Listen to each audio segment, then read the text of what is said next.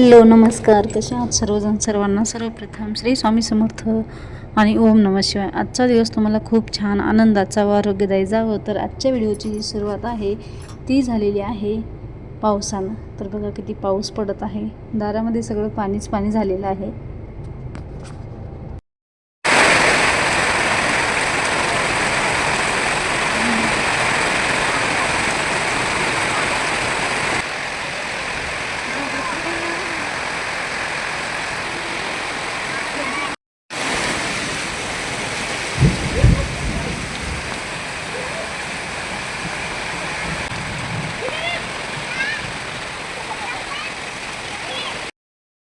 ह्याला बघा, अंगणातलं पाणी बघून पाणी खेळण्यासाठी किती मज्जा वाटत आहे. वरून पाऊस पडत आहे थोडा थोडा आणि हा पाणी खेळत आहे. हा पाऊस जो आहे ना, तो 3-4च्या सुमारास आलेला होता. आणि सकाळचं जे रुटीन आहे, सकाळच्या रुटीनमध्ये आपली देवपूजा वगैरे झालेली आहे. आणि देवपूजा झाली की मी जो आपला आंबा आहे त्याचाच नैवेद्य दाखवलेला आहे. आणि घरातला जो पसारा आहे ना, तो काढलेला आहे. मागच्या घरात पसारा पसारा पसारा सगळं पसारा झाला. हे बघा कपडे कशी टाकली जाईल.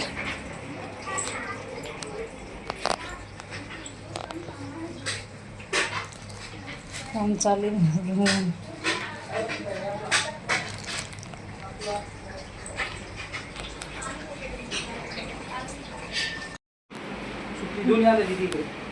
जरा मला कपडे वाळू माझे धुणं राहिलेलं मोठं. हा घरातला सगळा पसारा आवरून घेतला. आणि नंतर काय झालं, दुसऱ्या दिवशी सकाळी म्हणजे जॉबला गेले होते मी. जॉबहून येईपर्यंत घरी आई आली होती. आई गेलेली होती भावाची इथे धोंडे खाण्यासाठी. धोंडे खाऊन आली आणि नंतर घरी आली. भाऊ तिकडे गाडी आणायला गेलेला होता. मी म्हटलं अचानक हे कसं काय, तिकडं घरी जायचं तर इकडं कसं काय. तर आई म्हटली रेल्वेला खूप गर्दी होती, माझी बसायची कॅपॅसिटीच नव्हती. लांबून गाडीमध्ये एवढी गर्दी होती तर मग मला उभं राहण्याची पण कॅपॅसिटी नव्हती. त्यासाठी म्हटलं चला इकडं जाऊया, 1-2 दिवस आराम करूया, नंतर जाऊया. पण म्हटलं नको. पुन्हा थोडा वेळ झालं घरी बसली. थोडा वेळ झालं कीच लगेच घाई करायला लागली. नको आता त्याने गाडी आणली म्हणलं घरीच जायला लागेल. आणि एवढी घाई केली. मला म्हटली चल तू पण राहतं. माझं पण काम होतं. मग मी गेले होते 1 दिवसासाठी माहेरी. तर मग आईनं सकाळी आमच्या काही गाडीमध्ये झोपी जास्त झाल्या नव्हत्या म्हणून मी थोडंसं झोपले होते. तर आईनं तोपर्यंत पुरणपोळीच्या स्वयंपाकाची पूर्ण तयारी केली होती. मग थोडीशी मी ही मदत केली, कारण गाडीची ही पूजेची तयारी करायची होती. सोमवारचा दिवस असल्यामुळे दारामध्ये आरती वगैरे पण चालू होती. एकीकडे भाऊजाईंनी पूजेची तयारी करायला घेतलेली होती. आणि पुरण परतायला घेतलंय.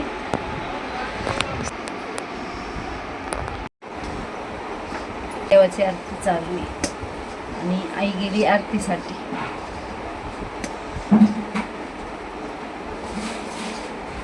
सोमवारची आरती वगैरे झाली. जशी आरती झाली तसे देवबाप्पा पूजेसाठी आले होते, कारण पूजेला पण आज थोडासा उशीर झाला होता. आता काय होत आहे ना, 8-8:30 वाजले की असं वाटत आहे 10 वाजले आहेत. एवढा सूर्योदय लवकर होतो आणि ऊन पण जास्त पडतं 8-8:30 वाजताच. आणि गावाकडे तर सूर्योदय लवकर आपल्याला नजरेस पडतो आणि ऊन खूप लागतं. तर 8-8:30 वाजताच असं वाटत होतं की 9-10 वाजून गेलेले आहेत. आणि मग तिथली पूजा वगैरे झाली की 9 वाजता इथल्या पूजेला सुरुवात केलेली आहे.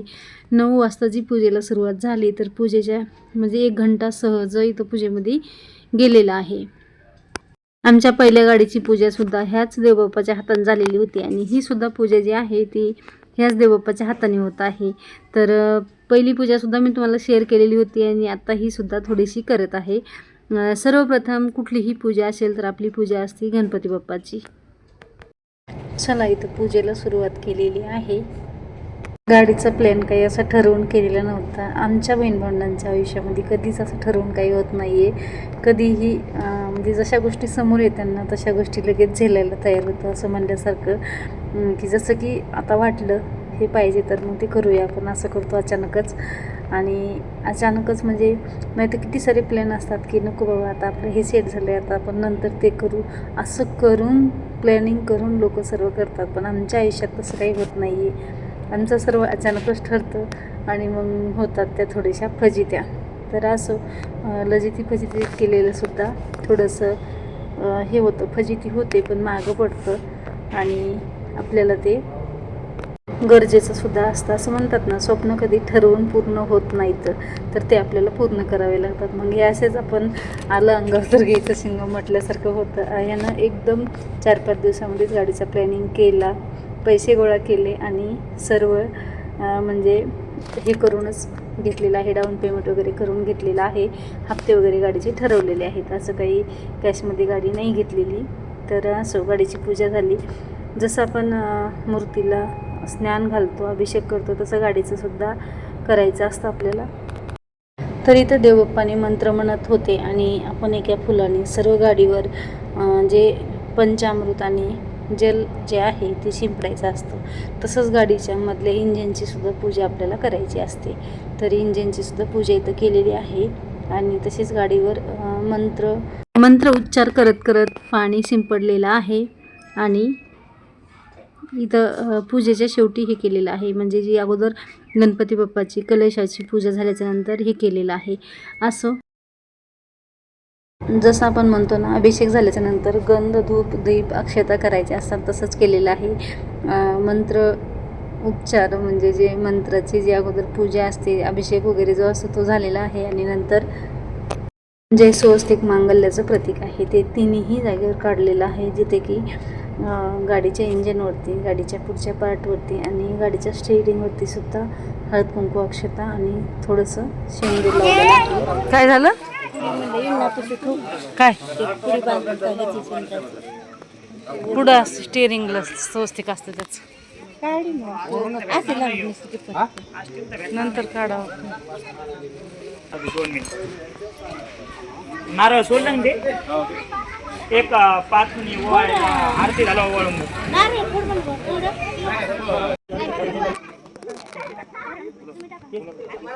फुल आहे ठीक आहे. पुढे पुढे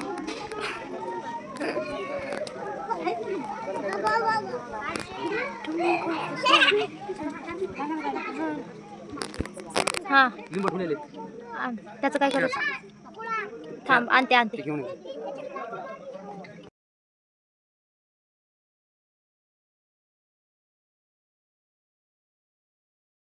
ह्या जी माझ्या शेजारी उभा आहेत त्या माझ्या चुलत्या आहेत. 2 चुलत्या आहेत ह्या आणि एक चुलती नव्हती आलेली. इथं आरती वगैरे सुरू केलेली आहे.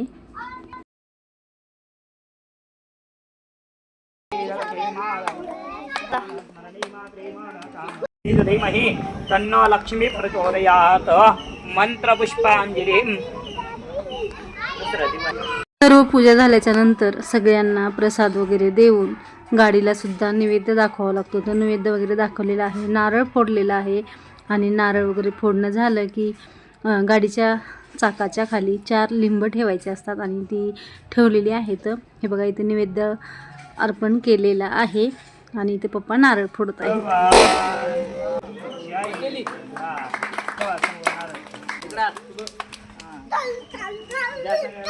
गुलाल पेढा सगळ्या तुला आधी देऊ का? तुझा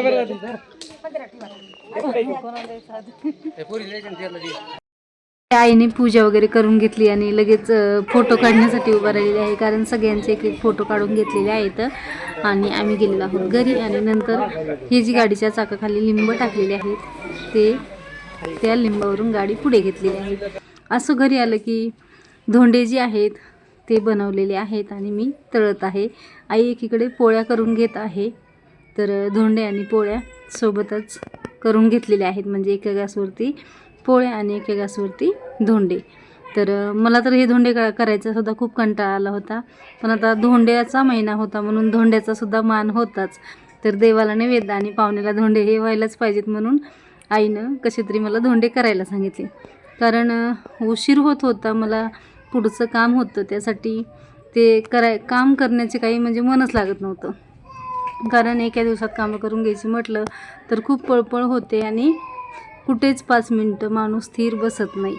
असं सोमवारसुद्धा होते, त्या दिवशी स्वयंपाक वगैरे आवरला आणि आईने गरम गरम पोळ्या करून आम्हाला नणंद भावजाईला आधी जेवायला वाढलं आणि नंतर ती बसलेली आहे.